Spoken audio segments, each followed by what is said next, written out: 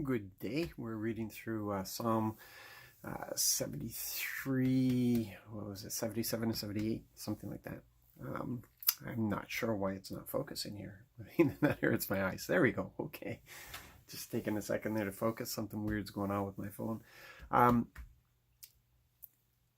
There's a psalm here that's absolutely brilliant. And the psalmist is so full of bitterness.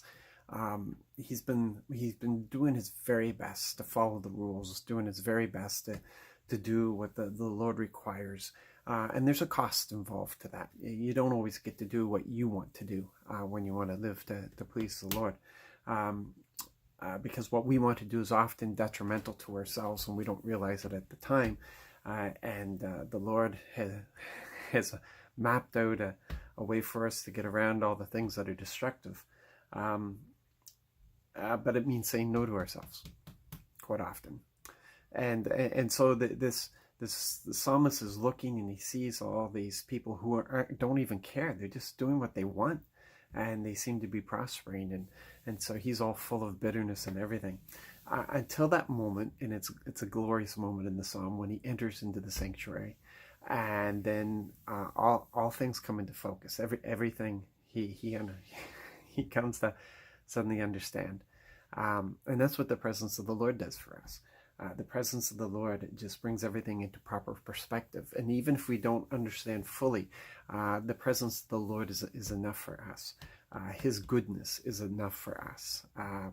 When we realize how good he is, we come into a place of trusting.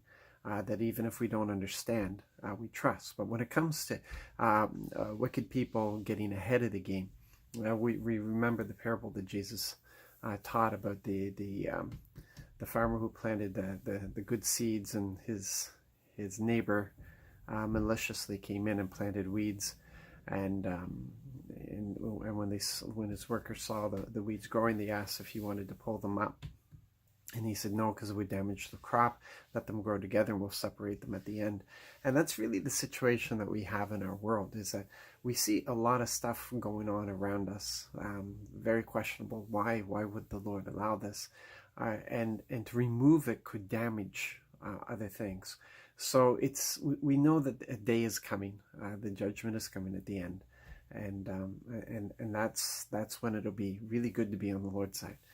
And those who are not will discover it. But regardless of that, there's a lot of things that we can question in our lives, and it's when we come into the presence and the stillness and the relationship with the Lord that we find satisfaction and joy, and it's not found in anything else. And that's really what's important for today. So you be blessed in this day and be encouraged, and just keep focus.